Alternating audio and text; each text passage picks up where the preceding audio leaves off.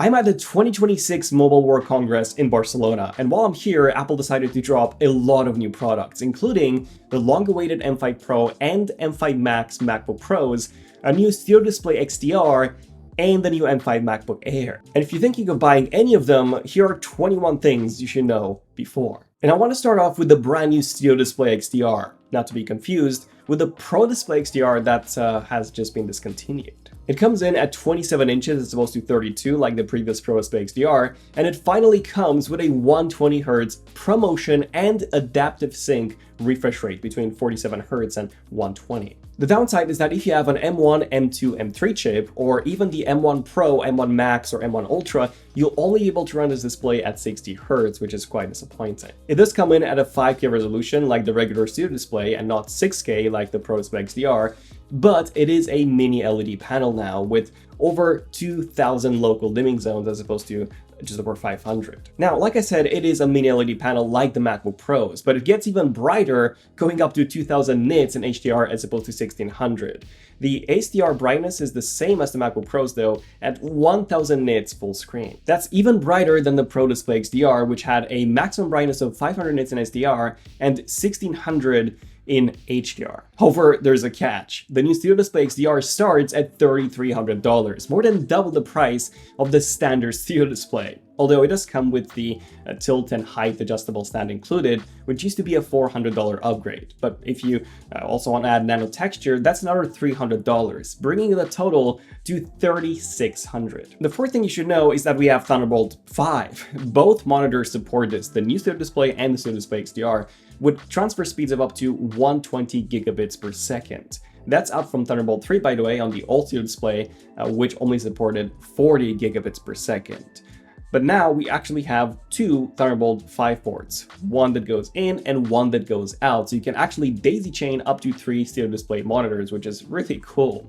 However, you will need to have an M4 Pro, M4 Max, or an M5 Pro or M5 Max to take advantage of these speeds. On top of this, we also get two downstream USB-C ports up to 10 gigabits per second. At number 5, we have the weight. Interestingly enough, the base Studio Display is actually 100 grams lighter than the previous model, and the XDR version is actually 840 grams heavier than the updated base Studio Display. The XDR version is also slightly thicker, coming in at 3.3 centimeters as opposed to 3.1 when combined with the base adapter. However, this Studio Display XDR also supports the Adobe RGB wide color gamut on top of the P3 color gamut from the previous Studio Display. And you also get desk view, not just center stage, from the 12 megapixel webcam. The speakers have also been updated to offer 30% deeper bass compared to the previous version, and the base Studio Display also gets this new center stage desk view and the new speakers in addition to Thunderbolt 5.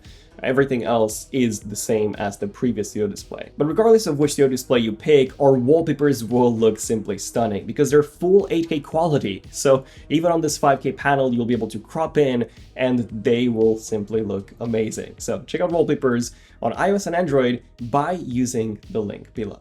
Now let's talk about the MacBook Pros. The long-awaited M5 Pro and M5 Max models are finally here. The bad news is that they now start at $2199 for the base 14-inch as opposed to $1999, and $2699 for the 16-inch as opposed to $2499. However, they both come with 1 terabyte of storage as opposed to 512 like before. And same goes for the base M5 MacBook Pro that used to start at $1599 for 512.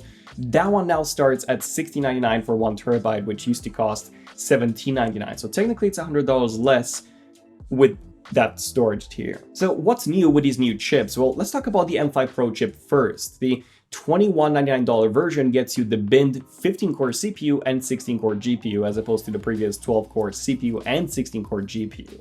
The unbinned M5 Pro comes with 18 CPU cores and 20 GPU cores from 14 and 20, although that will cost you an extra $200 over the bin version. The M5 Max also comes in 2 versions, both with 18 CPU cores, but one has 32 GPU cores, and then the unbinned has 40 GPU cores, as opposed to the previously unbinned M4 Max that came with 14 CPU cores and 40 GPU cores. So the M5 Pro and the M5 Max are actually identical, aside from the GPU, similar to what Apple did with the M5 Pro and the M1 Max chips. But what's new this year is that we have something that Apple calls super cores.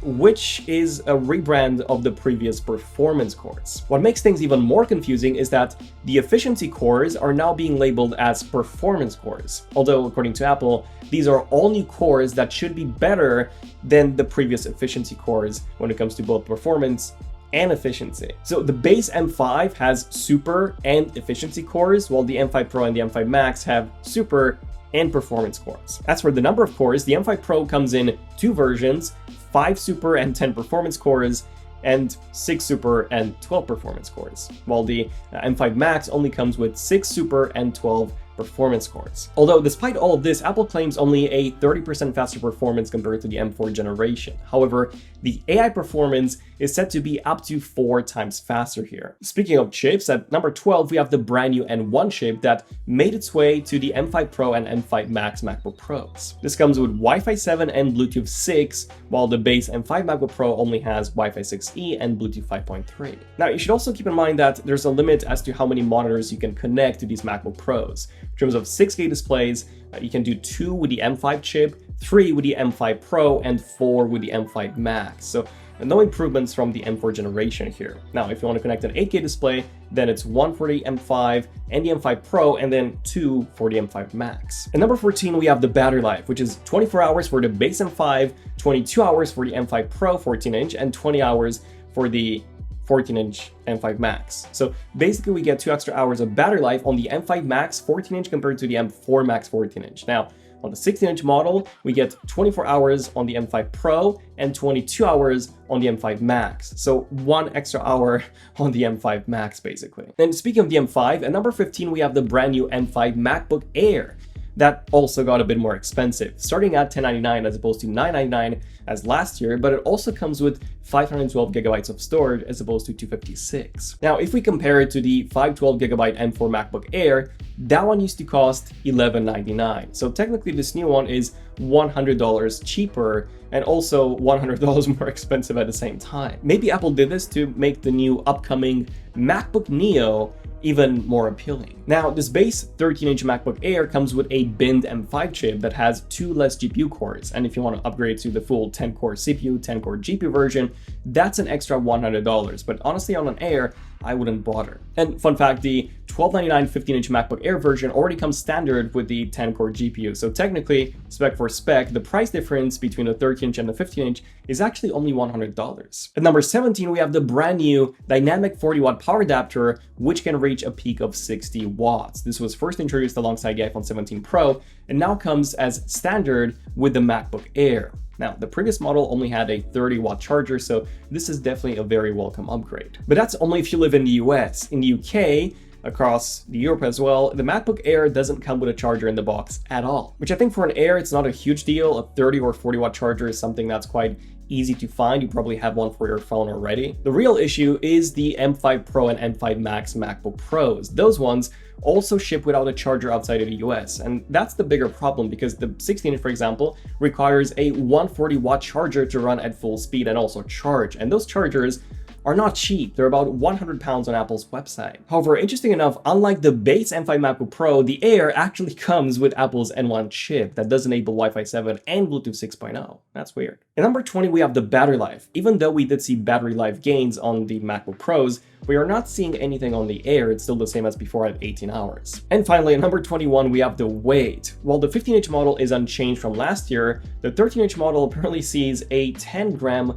reduction, which makes it the lightest MacBook Air ever made. So that's everything with the new MacBooks. We should be seeing the new base MacBook Neo tomorrow, probably. All in all, I'm really excited for the CO Display XDR. That's my highlight. I love the mini LED inclusion, the ProMotion. I think that's going to be a great monitor, although insanely expensive. As for the MacBook Pros, I'm not a fan of Apple's new marketing for their cores. I think that's very misleading. Some of their performance numbers have also been very misleading, by the way, in their ads. So I'm not a fan of that. But I think the upgrades are still nice to see, and I do believe that Apple's keeping the bigger upgrades for the OLED redesign for later this year. But yeah, make sure to subscribe to the channel because we will have videos on all of these new Apple products as soon as they get released, so stay tuned for that. I'm Daniel, this is ZONEofTECH, and I'll see you guys in the next one. ZONEofTECH, signing out. Cheers.